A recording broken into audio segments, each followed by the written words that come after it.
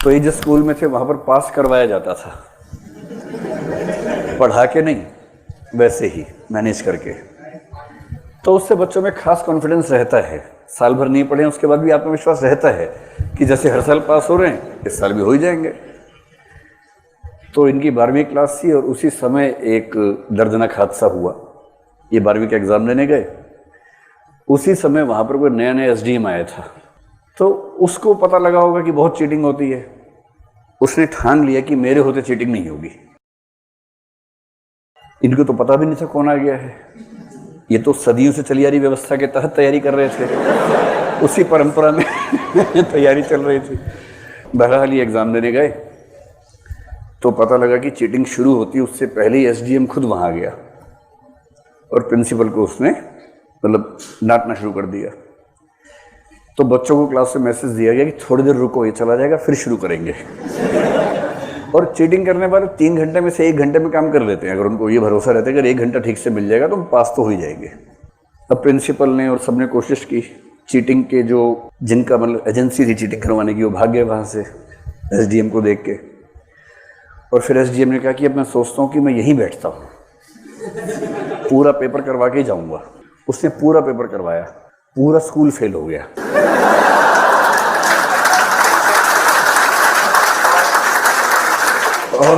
और उसमें ये भी फेल हो गए। तो उसका जो नाम प्रूफ में था वो कुछ और था। आज मैंने देखा नाम बदल दिया इन लोगों ने, लगता है उसने कहा होगा कि मेरा नाम नहीं आना चाहिए। मेरा नाम लिखा हुआ उपन्यास में सही, वो नहीं बदला है। उसको भी कर सकते थे विकास सर, जो विनाश सर कर देते, कुछ कर देते, लेकिन वैसा नहीं किया। मेरा नाम वैसा का वैसा लिख दिया है, उसका नाम चेंज कर दिया है, पर मैं बताऊंगा नहीं आपको क्योंकि चेंज किया किसी वजह से किया होगा। बहरहाल इस उपन्यास में उसका नाम दुष्यंत सिंह हो गया है अब, जो मूल नाम तो कुछ और था। तो बाकी लोग तो उससे खुंदक खाने लगे कि इसको छोड़ेंगे नहीं, इसको देख लेंगे, वो कर लेंगे। इनके मन में है कि ये एसडीएम इतना ताकतवर कैसे होता है कि प्रिंसिपल की भी नहीं चल रही। तो किसी ने कहा ये बहुत बड़ा पद होता है, इसके लिए एग्जाम देना पड़ता है एमपीपीएससी का। तो इस बच्चे ने ठान लिया कि अब तो मैं एमपीपीएससी का एग्जाम देके एसडीएम ही बनूंगा। बाकी बच्चे बोले उसके लिए पहले 12वीं में पास होना होता है। वो बहुत बात की बात है भाई, 12वीं ग्रेजुएशन उसके बाद की बात है वो सब। तो उन्होंने ठान लिया कि अब चाहे जो पास करना पड़े करेंगे। साइंस छोड़ दी, मैथ छोड़ दिया, ह्यूमैनिटीज़ के विषय लिए 12वीं पास की, ग्रेजुएशन किया और उसके बाद कैसे कैसे नौकरी करते करते काम किया, पढ़ाई की और एमपीपीएससी दे रहे थे। वहाँ किसी ने बताया कि एक इससे बड़ा एग्जाम होता है, वो आईएएस का होता है, उसके लिए दिल्ली जाना होता है। तो बोरिया बिस्तर उठा के दिल्ली आ गए कि अब तो आईएएस ही बनेंगे। कोई हिसाब किताब नहीं था यहाँ रहने का, बस एक भरोसा कि जाएंगे तो कुछ ना कुछ हो ही जाएगा। अंग्रेजी में इनका डब्बा वैसा ही गोल था जैसा आमतौर पर हिंदी माध्यम में अधिकांश बच्चों का होता है, मतलब एकदम गोल। तो मनोज की श्रद्धा का नहीं, श्रद्धा तो डॉक्टर हैं, तो मेडिसिन पढ़ा है, तो इनका तो साइंस की बैकग्राउंड वगैरह सब बढ़िया है। पेरेंट्स एकेडमिक्स में हैं, प्रोफेसर रहे हैं, तो इनका एकेडमिक लेवल शुरू से अच्छा रहा है।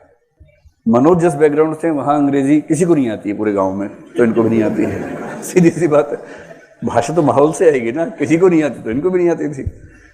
तो इनकी सबसे बड़ी चिंता थी कि मैं इंग्लिश का पेपर पास कैसे करूँगा मेंस में।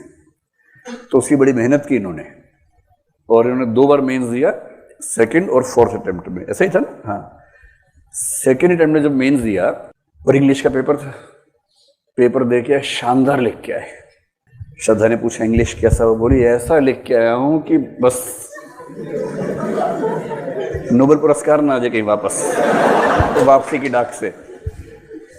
फिर श्रद्धा ने पूछा निबंध कौन सा लिखा, वो इस उपन्यास में जिक्र है, मैंने यही पढ़ा, मुझे पहले पता नहीं था। तो बोले निबंध लिखा टेररिज्म इन इंडिया, और ऐसा लिखा है कि उसमें नक्सलवाद वगैरह सब लिख दिया है। श्रद्धा पेपर हाथ में लेके कह रही है कि पर ये तो आया ही नहीं था।